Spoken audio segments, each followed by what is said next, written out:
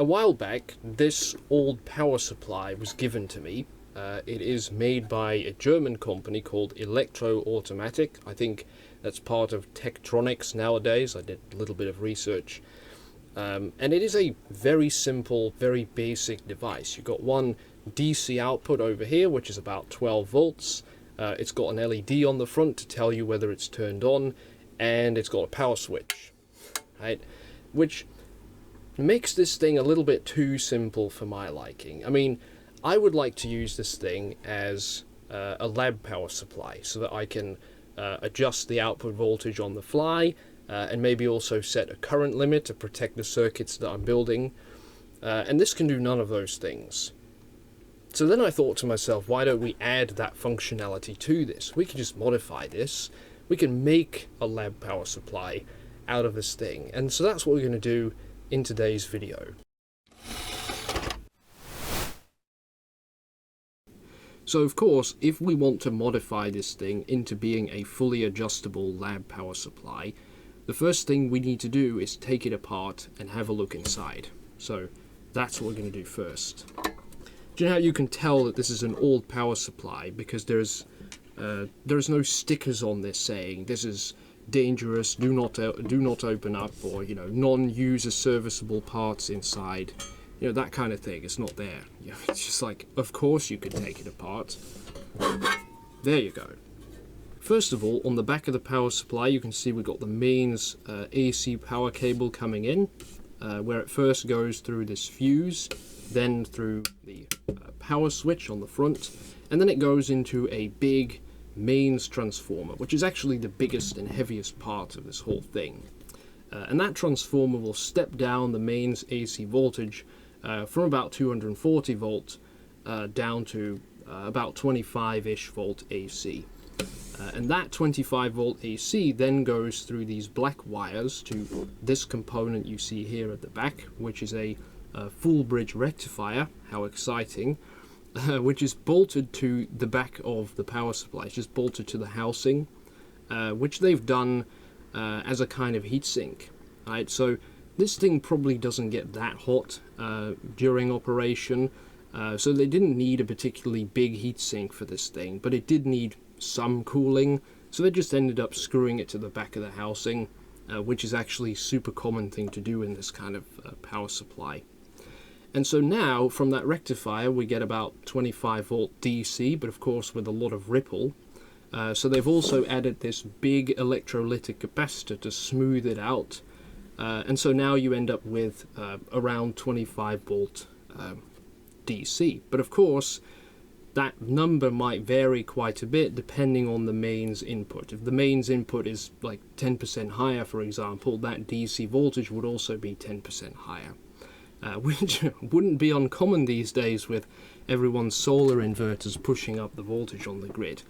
But that's a different story. So the next thing this power supply does is it actually regulates that voltage before it passes it on to this output. And it does that using this big NPN transistor that sits on the back here, which, as is revealed by the big heatsink that it has, can actually warm up quite a bit, because it's just going to waste a bunch of power. Like, that's inherent to a linear regulator like this. So the way it works is that thing is in series, so it's connected between the raw DC voltage from our rectifier and the output. And it kind of acts like a valve that can be opened and closed. And by opening it, you make the output voltage higher. And by closing it, you make the output voltage lower. And then there is a bit of control circuitry that controls that valve, and that control circuitry monitors the output voltage, and it tries to open and close that valve on the fly to keep the output at a certain specific voltage. And that control circuitry, that is what's on this circuit board right here. Now actually the output of this power supply is not completely fixed. It can be adjusted a little bit by adjusting this potentiometer. So by turning this potentiometer, you can actually adjust the output between 10 and 15 volts. And actually it says that on the front here as well. So how do we make this circuit do the things we want, right? Because, okay, it's a little bit adjustable, but I don't want to have to take apart this power supply every time I want to adjust this potentiometer to change the voltage. And also, this can only go down to 10 volts. What if I want 7 volts or 5? I want to go all the way down to 0. Plus, how do we get current limiting into this, right? So in order to understand that, we need to zoom in a little bit more specifically on the circuitry on this board. So I've printed out some schematics that we can take a look at. Right, so here is a very simple circuit, which is a simplified version of the circuit in our actual power supply. So the way this works is you have your input voltage here, so that's your raw 25-ish volts DC, and then you have your output here with this NPN transistor sitting in between there as your valve that you can open and close to control the output. So what happens is when you turn on the input, a small electric current will flow through this resistor here, through here, and into the base of your main transistor here, and then eventually out this way and into your output load. Now that small current will start turning this transistor on, so it starts opening up, and it starts allowing current to flow this way from the input to the output, which means your output voltage starts to go up. Now another part of our circuit is sitting down here, and it is actually connected to the output here through this potentiometer. Now in here you can see there is a Zener diode. In this case the Zener diode has a threshold voltage of 8.2, which means if the voltage here is bigger than 8.2 volts, the Zener diode will start conducting electric current like this. Now on top of that there is another NPN transistor here, and an NPN transistor actually has a threshold voltage as well that it needs to be turned on, which is about 0.7 volts between its base and its emitter, which means if you add those together, the voltage here needs to be at least 8.9 volts before current starts flowing this way through our Zener diode to ground. Now of course, if that were to happen, this transistor would start opening up and it would start allowing current to flow this way. But if it starts shunting current this way, then less current will actually end up going to this transistor, and so this transistor will actually start to close.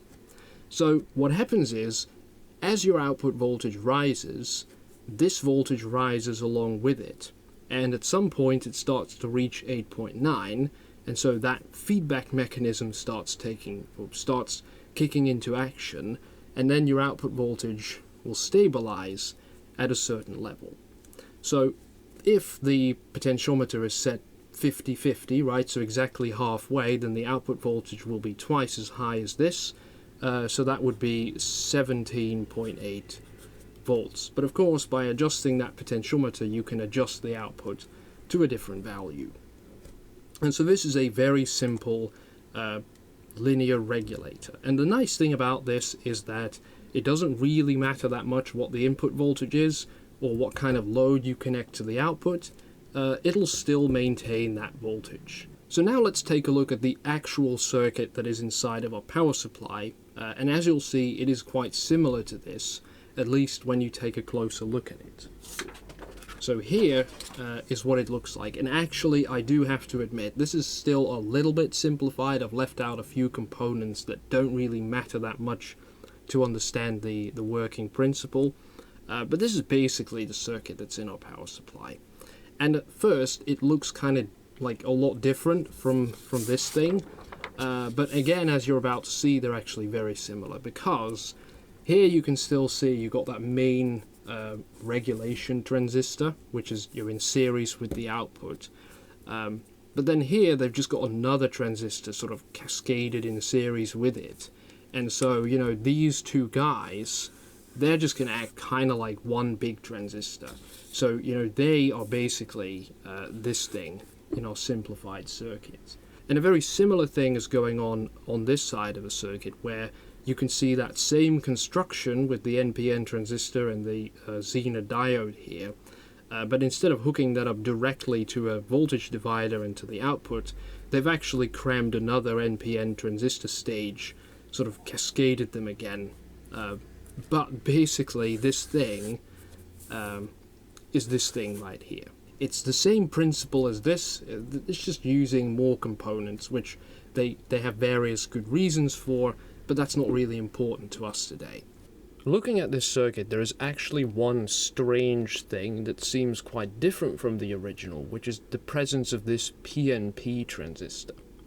For what we're about to do with this power supply, this is not that important, so we're just going to move past it for now. But I do think that it has a very interesting reason for being there that is worth talking about, so we'll get back to this guy at the end of the video. So now let's see what we're going to do to make this fully adjustable. So here I have another schematic, this time with a bunch of added components. So first of all, you can see I've added a few resistors near the output. It's not all that interesting. I've also added these two big pieces of electronic circuitry. So this circuit here is going to do our voltage regulation, and this is going to do our current regulation for the current limiting. So let's talk about the voltage regulation first. So first of all, what we do here is we connect this to our input voltage, then it goes through a resistor right here, and a 4.7 volt Zener diode, which means that the voltage in this point right here is going to be 4.7 volts.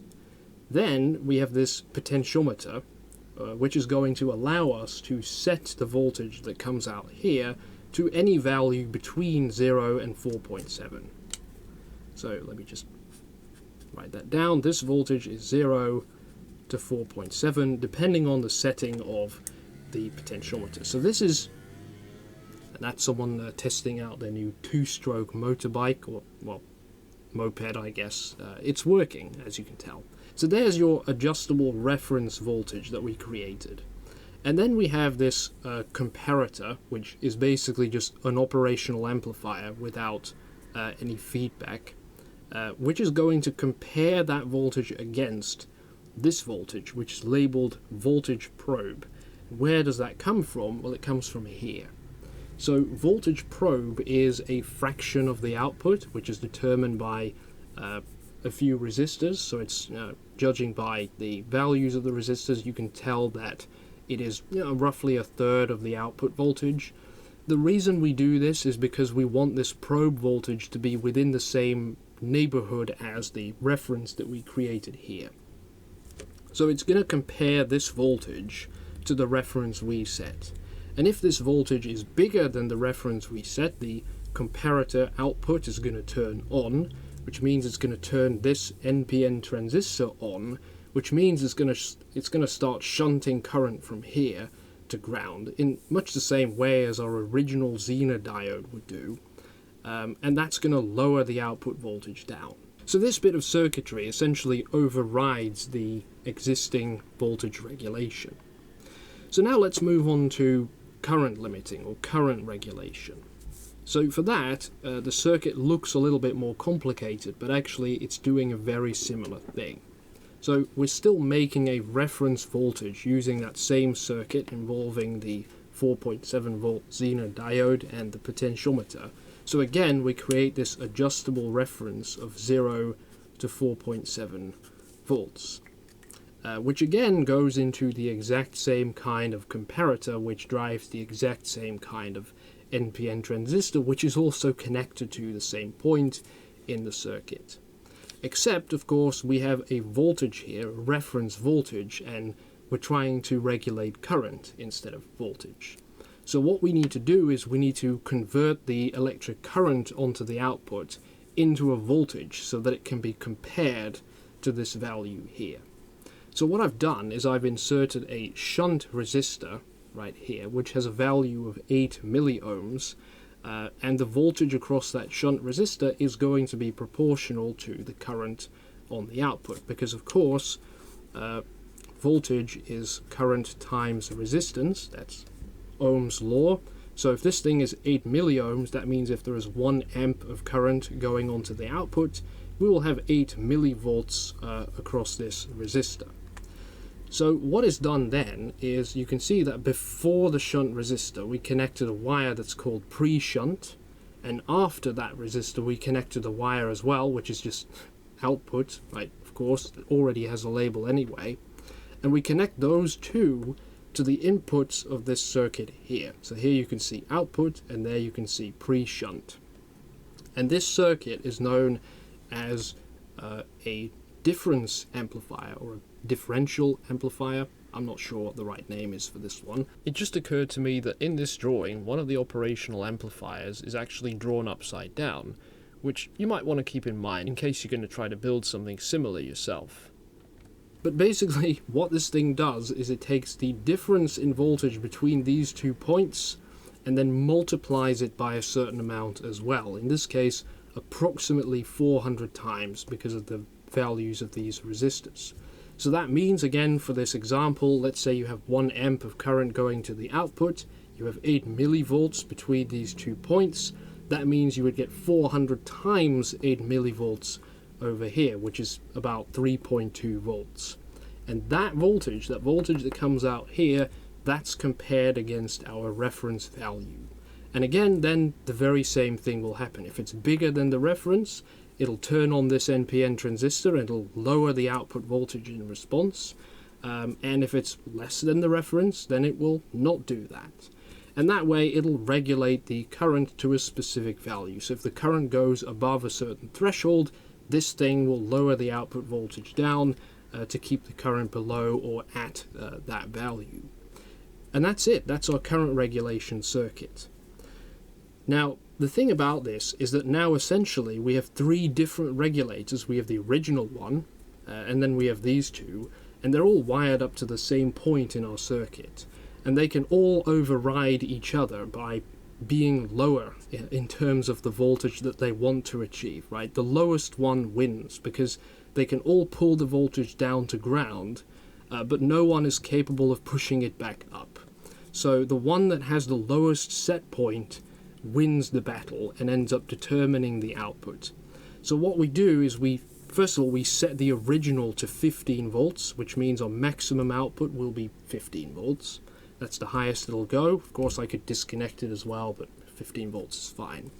And then the output voltage can be set using this voltage regulator. And whenever the current exceeds the limit that you set on this thing, this guy will then override the voltage regulator and regulate the voltage on its own to keep the current within safe limits. That's the idea. Right, so that's a lot of talking and a lot of looking at circuit diagrams. So how about we actually start building things? So I've already built a thing.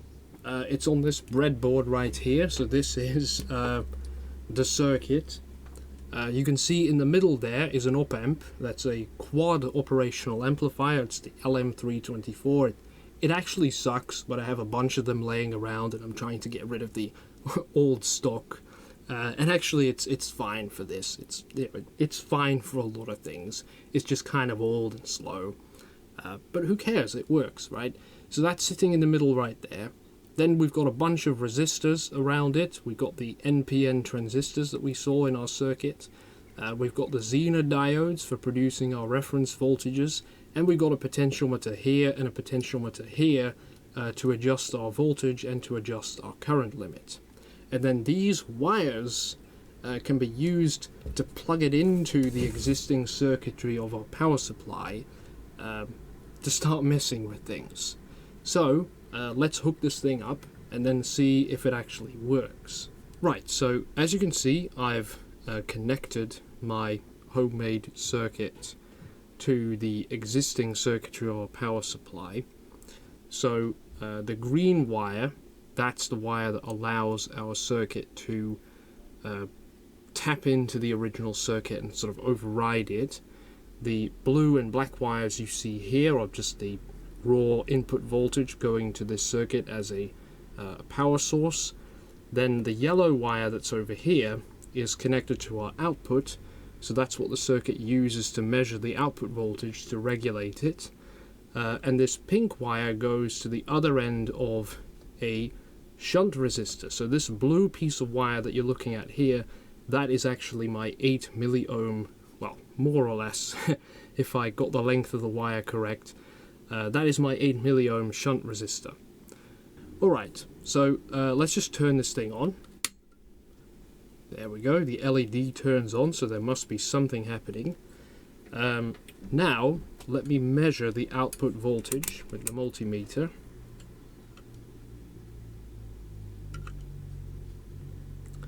There you go, so it's about 7.9 volts at the moment. And then I'm going to turn this potentiometer. There you go, now we're at 5 volts. Let's see if we can go lower. 1.3. And if I turn it the other way, there's 10, 11. The highest it'll go is 15.18. Alright, so our voltage regulation is working nicely. Set it to about, I don't know, 10.06. Okay, there we go. The next thing we're going to test is the current limiting function. So if we set this potentiometer here, which controls the current limit, if we set it to about halfway, the current should now be limited to less than 1 amp. To test that, I have a 1 ohm resistor here. Now remember that the voltage is currently set to 10, so normally speaking, if I connect this 1 ohm resistor, we should get 10 amps of current. This thing should get really hot, we get a bunch of smoke, I burn my fingers, except if the current limiting is working, we're going to avoid all that stuff, and we're just going to get, like, I don't know, 700 milliamps. I don't know what the current is set to, but we're going to get some small current to flow, and everything will be fine. And we get about 0.6 volts. And of course 0.6 volts across a 1 ohm resistor means we get about 0.6 amps of current, which kind of lines up pretty well with my my quick calculation there, which means the current limiting is working. We can now try and turn this mess into something that's actually a little bit neat and fits inside of this box. Right, so the time has come to properly build this thing. So I'm going to take these components and solder them onto this cute little prototype board that I've got right here. By the way, I bought this at a local electronics shop, which I realize how spoiled I am that I can say that, because there just so happens to be an electronics shop nearby, and not a lot of those places exist anymore. If you live near one of these places, consider yourself really lucky and make use of it now that it still exists. So anyway, we're going to solder the stuff onto this board, and then we're going to connect this to the original circuit board using some wires, and then of course we have to find a place for it somewhere in the enclosure, but I reckon that won't be that much of an issue. Then we're going to have to mount some potentiometers for me to adjust the voltage and the current. Now, the most obvious place for them might be on the front of the device, and physically I might just get away with it, but I think it would look kind of off, like there just isn't quite enough space for them. So instead I'm going to drill some holes in the top and mount them on top instead, which still kind of bothers me because it makes it less easy to stack crap on top of the power supply, but I guess I'll just have to not do that then. As you can see, I've put the power supply back together. Now, of course, before I put it all in the box, I did actually do a little bit of testing just to make sure that I'd wired everything up correctly, and it mostly worked fine, but a couple of times when I turned it on, the current limiting feature would not quite work, and I didn't really see why that was the case. I checked all the connections, there didn't seem to be much of a problem there, but sometimes attaching my multimeters seemed to fix the problem, sometimes waiting a little bit seemed to fix the problem, And so I thought it might be some random kind of oscillation happening in some specific conditions and like some stability related problem. And so I added a few capacitors and resistors to the circuit to try and stabilize it a bit. And it seemed to do the trick, because I haven't seen the problem since. Of course, I didn't just grab some parts from the parts bin that I thought would be okay. No, I meticulously calculated the values of these components based on complicated transfer functions and that kind of thing. But anyway, now that it is working, we need to kind of calibrate it, right? We need to put a scale next to these potentiometers so that you actually know what voltage you're setting it to and what current.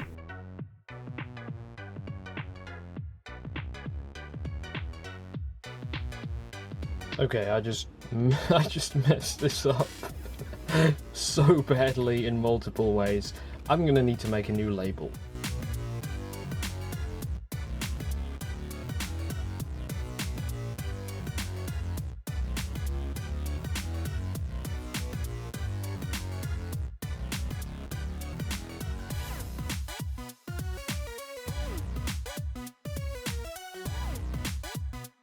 Okay, so I think it's done. That is our new fully adjustable power supply. I'm not entirely sure if I'm perfectly satisfied with how this label turned out, but I think it's okay for now.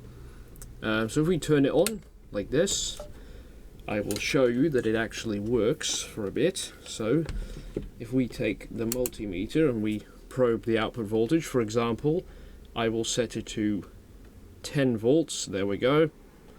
Right on the line. We measure it. Oh, there we go. It's pretty much spot on. And then you can adjust the voltage like this, and you can go all the way down to 0. Right. So what about the current limiting feature? So of course the power supply will limit the electric current when, for example, when there is a short circuit or whatever, to the value that you set with this knob. So let's just set it to 0.6, there we go, 0.6 amps. And now what I'm going to do is I'm just going to take this piece of wire and short circuit the output. And you can see, well, you can't see that it's 0.6 amps, but you can see that at least this wire doesn't start smoking. I mean, it's a pretty beefy wire, so it would take quite a bit of power to get smoke from this. But also the power supply itself doesn't start smoking. There's no fuses blowing up or anything like that. So that kind of shows you that it's working, but of course what really shows that it works is the current clamp, which is hopefully going to tell us that the current is exactly 0.6 amps. So here we go. It's going to set that to DC. There we go, 0 amps. Well, measuring DC with a current clamp is always a little bit tricky. There's always a bit of an offset. But, you know, whatever. It's going to be fine. We put the loop through the clamp meter like this. And let's just plug it in. Would you look at that? 0.605. What did it say? 0.606? Yep. Anyway, super close to 0.6 amps. Let's try 0.4. Let's go like this. Turn it like that. Would you look at that? 0.441. That's good enough. Let's see if we can go really low on this thing. Let's go to 0.1. 0.1 amps. There we go. Set this thing back to 0 for a bit. There you go, 0.12. Well, I am very pleased with that.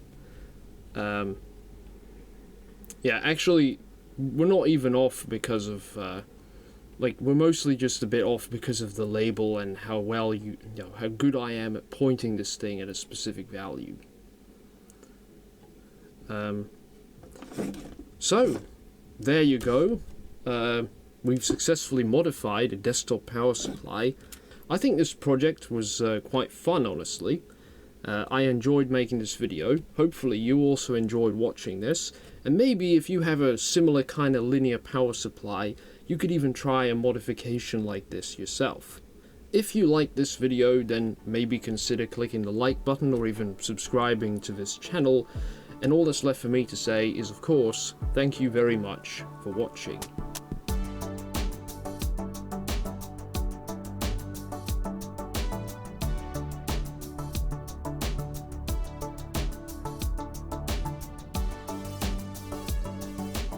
So, normally speaking, in normal operation, there is some current flowing this way, through this resistor, through this transistor, and then out of the base this way, right? And that's the current that is eventually shunted away by our Zener diode regulation circuit here.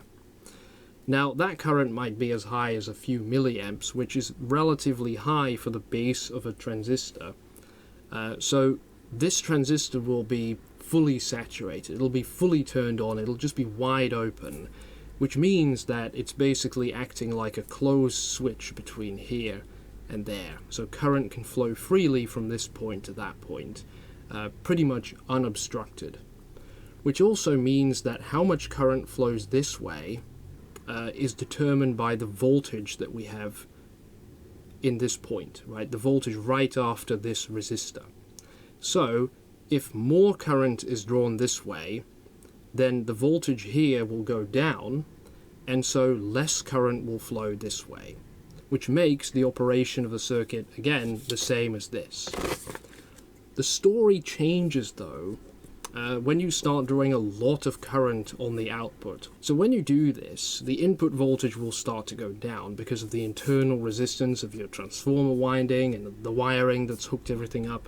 So this input voltage will start to sag, and as a result the difference in voltage between this point and this point will get smaller and smaller, and so this current will start to get smaller and smaller, and eventually, if that current gets small enough, the transistor will no longer be saturated. And that's a problem, because if it's no longer saturated, then more current this way would actually result in more current that way, and less current this way would result in less current that way as well. So in that case, if the output voltage goes down a tiny bit, then we get less current to flow this way, and also less current this way, which would make our output voltage lower in response. So the regulation is now acting the wrong way, and as a result the output would immediately collapse down to zero, and it would turn itself off. And so that happens in the event of drawing too much current. And when this happens, it actually stays off, because now that the output is zero, that's below the threshold of the Zener diode, so no more current will flow here. This transistor will remain off, and so the output will remain off. Which begs the question, why does it even turn on to begin with? Because, you know, when you turn on the power supply for the first time, the output is also zero. That's fixed by using this capacitor right here. So this capacitor is initially discharged, which means that when you turn the power supply on, a charging current will flow from here into that capacitor, even though the Zener diode is not conducting. And it is that charging current that initially turns this transistor on, and that allows the power supply to start. And then once the output voltage reaches a sufficient level, then we get current through the Zener diode, and it can continue to run on its own.